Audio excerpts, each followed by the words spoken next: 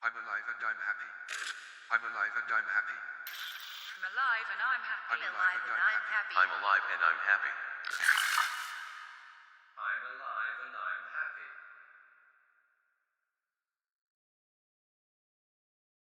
Power and propaganda is what keeps the people peaceful.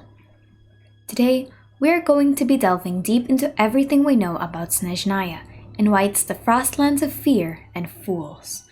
I will be talking about everything we know from in-game information, as well as speculated future plot points from Chapter 6 of Genshin Impact's Archon Quest, which will be out in 4 years.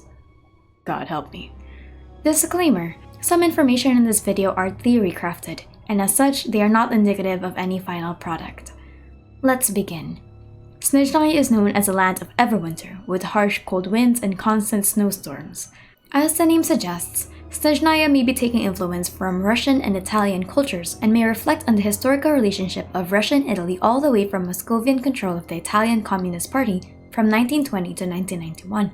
The only known locations in Snezhnaya for us is Morepesok, the fishing village Ajax and Tusser were from, and the Zapolny Palace that the Tsaritsa resides in. The term Tsaritsa also comes from the word Tsar, which is used to define a ruler in Slavic countries. Her trailer, it is known that her people have no love left for her, and her for them. While her ideal is unknown, it is possible that the ideal changed over time because of her experience in the Cataclysm. The popular theory is that she used to be the god of love, who became the god of grief due to the Shvada gemstone. Snezhnaya is a nation ruled by a military dictatorship and the manipulation of information, a tactic that was seen in previous wartimes. Nationalism and patriotism are crucial in keeping civilian morale as to not cause an uprising, and we know that its citizens look and revere the Tsaritsa and her harbingers like gods. But we know that Snezhnayans, even those that aren't in their motherland, have every reason to be afraid of the Tsaritsa because of her Fatui. The Fatui are publicly known as the diplomatic and security organization of Snezhnaya, and unlike other hitmen or mafia, their harbingers are actually public figures akin to senators and committees. The Fatui have several divisions under the care of the harbingers, and we actually see a lot of that into play. The Taurus division is in charge of scientific advancement, Mantalones division is in charge of mass economic manipulation of other countries, and Scaramouche's, Signora's, and Tartalia's divisions are in charge of replication of divine affairs and investigation of ancient relics and powers. Their atrocities aren't actually unknown to the public, but their grip in the entirety of Teyvat through political and economical control is outstanding. But I don't want to focus on the harbingers today. They already have a separate video. What I want to focus on are the everyday people, the Fatui skirmishers, the recruits, surgeons, and fodder that we kill every day, the people who write letters to their families, those who aren't allowed to think outside of the propaganda, and those who are even willing to throw their lives away for the Tsaritsa's cause.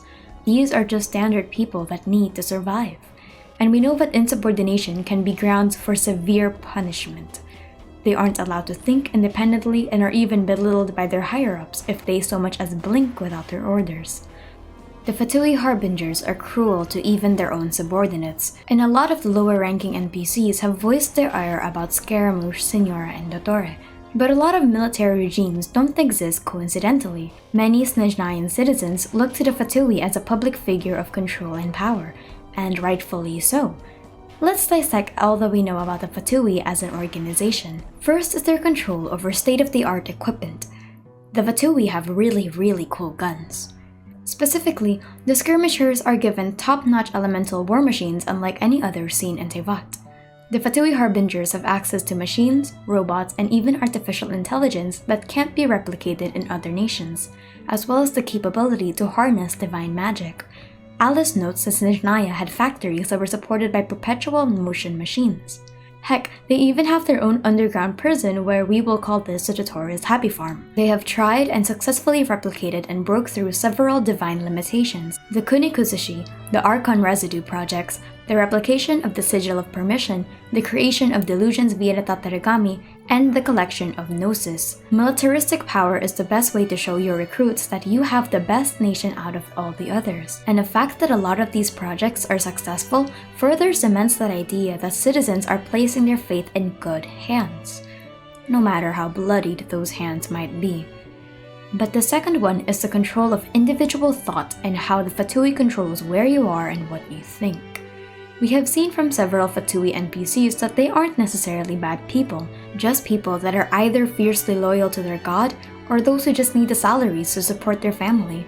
If you're a Fatui soldier, you have access to a lot of resources, but that also means you're leaving behind your family. The citizens of Snezhnaya are conditioned to think nothing and accept the Harbinger's excellence as gospel. What is interesting though is that while they are ruled through fear, most of them don't actually understand the full grasp of the Tsaritsa's plans. Most, if not all, the Fatui are blindly following the Tsaritsa and making claims on her divinity, but state that because of their difference in power and status, they are not worthy to know. And honestly, that's some dangerous level of demand for loyalty. Some divisions are much more lenient than others, of course, but those strong levels of patriotism are still rooted heavily in the systems of the nation. And lastly, the reason why the population is constantly tampered by the Fatui Harbingers is through surveillance. Not only just in the nation, the Fatui are known to have spies everywhere, track down important people, and even ruin entire economies.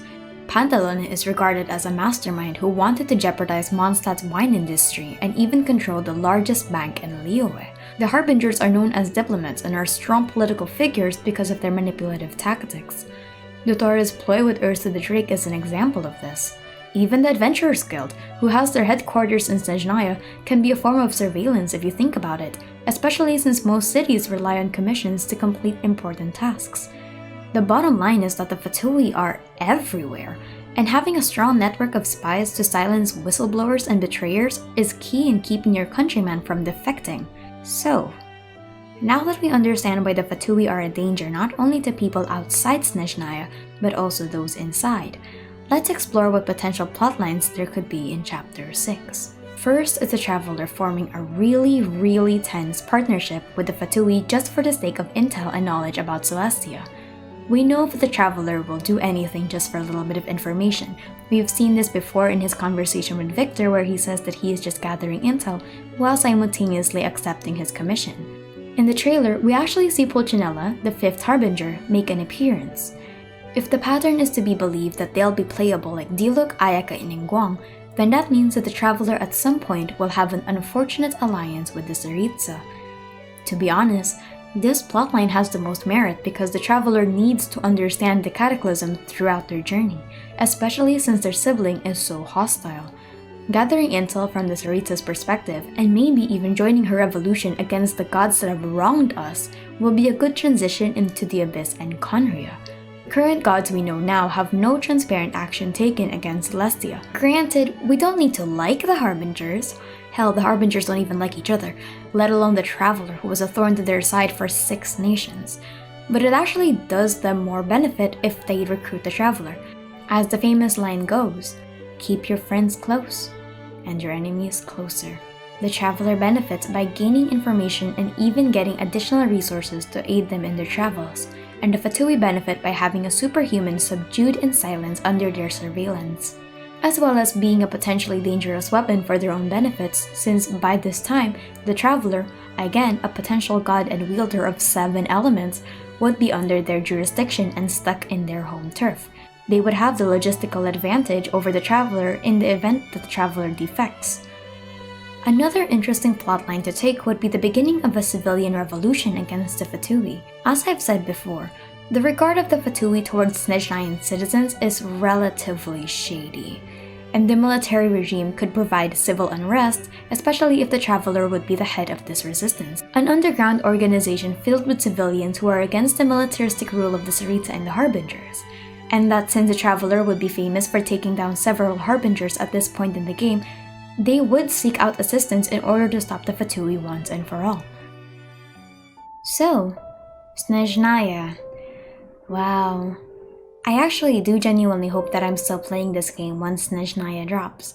This video is more of a dive deep into the more political side of Snezhnaya, since the Fatui are very much a diplomatic and political kind of puppeteer. A lot of dialogue in the Fatui NPCs actually hint that most of them aren't really necessarily happy with the situation, but because being a Fatui is so profitable, even if they have to spend so many years and time away from their family, they just need to.